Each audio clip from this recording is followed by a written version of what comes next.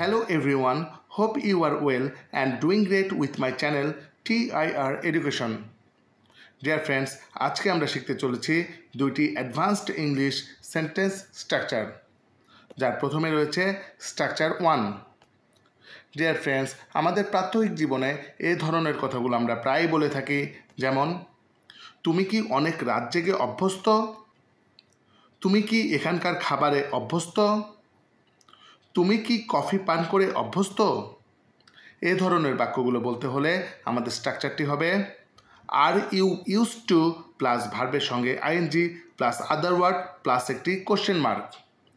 তুমি কি কিছুতে অভ্যস্ত এরূপ বোঝাতে আমরা আর ইউ ইউজ টু ব্যবহার করে থাকি। তো চলো কিছু এক্সাম্পল দেখি। তুমি কি অনেক রাত জেগে অভ্যস্ত? Are you use to staying up late? Are you used to staying up late? তুমি কি এখানকার খাবারে অভ্যস্ত? Are you used to eating food here? Are you used to eating food here? তুমি কি কফি পান করে অভ্যস্ত? Are you used to drinking coffee? Are you used to drinking coffee? তুমি কি সকালে হেঁটে অভ্যস্ত? Are you used to walking in the morning? Are you used to walking in the morning?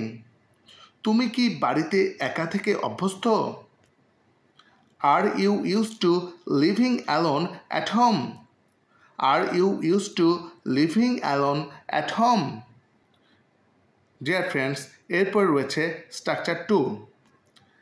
আমাদের দৈনন্দিন জীবনে আমরা এই ধরনের কথাগুলো প্রায় বলি, যেমন তার সাথে যাওয়াতে তোমার কি কোনো আপত্তি আছে? আমার সাথে মুভি দেখতে তোমার কি কোনো আপত্তি আছে? এক কাপ কফি খেতে তোমার কি কোনো আপত্তি আছে? এই জাতীয় বাক্যগুলো বলতে হলে আমাদের স্ট্রাকচারটি হবে উড ইউ মাইন্ড প্লাস ভার্বের সঙ্গে ING plus other word plus একটি কোশ্চেন মার্ক। কোনো কিছু করাতে তোমার কি কোনো আপত্তি আছে এরূপ বোঝাতে আমরা উড ইউ মাইন্ড ব্যবহার করে থাকি। তবে উড ইউ মাইন্ডের পরিবর্তে ডু ইউ মাইন্ডও ব্যবহার করা যায়। আজকের ভিডিওতে আমরা উড ইউ মাইন্ড সম্পর্কে শিখব। তো চলো কিছু এক্সাম্পল দেখে নেই। তার সাথে যাওয়াতে তোমার কি কোনো আপত্তি আছে? Would you mind going with him? Would you mind going with him? আমার সাথে মুভি দেখতে তোমার কি কোনো আপত্তি আছে? Would you mind watching movie with me? Would you mind watching movie with me?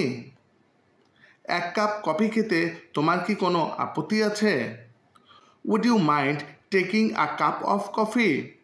Would you mind taking a cup of coffee? গান শুনতে তোমার কি কোনো আপত্তি আছে? Would you mind listening the music? Would you mind listening the music? আমার জন্য অপেক্ষা করতে তোমার কি কোনো আপত্তি আছে? Would you mind waiting for me? Would you mind waiting for me? Dear friends, now it's your time. এখন এই দুটি স্ট্রাকচার হতে তোমাদের প্র্যাকটিসের জন্য দুইটি সেন্টেন্স দেওয়া হলো। তুমি কি মোটরসাইকেলে চড়ে অভ্যস্ত? ইংরেজি শিখতে তোমার কি কোনো আপত্তি আছে? এই দুটি বাক্যের ইংরেজি কী হবে তা তোমরা কমেন্ট করে জানাবে এবং এই স্ট্রাকচারগুলো দিয়ে আরও বেশি বেশি সেন্টেন্স বানাবে, অর্থাৎ বেশি বেশি প্র্যাকটিস করবে। আশা করি ভিডিওটি তোমাদের ভালো লেগেছে। এমন আরও ভিডিও পেতে চ্যানেলটি সাবস্ক্রাইব করে নিও। See you in the next video. Good bye.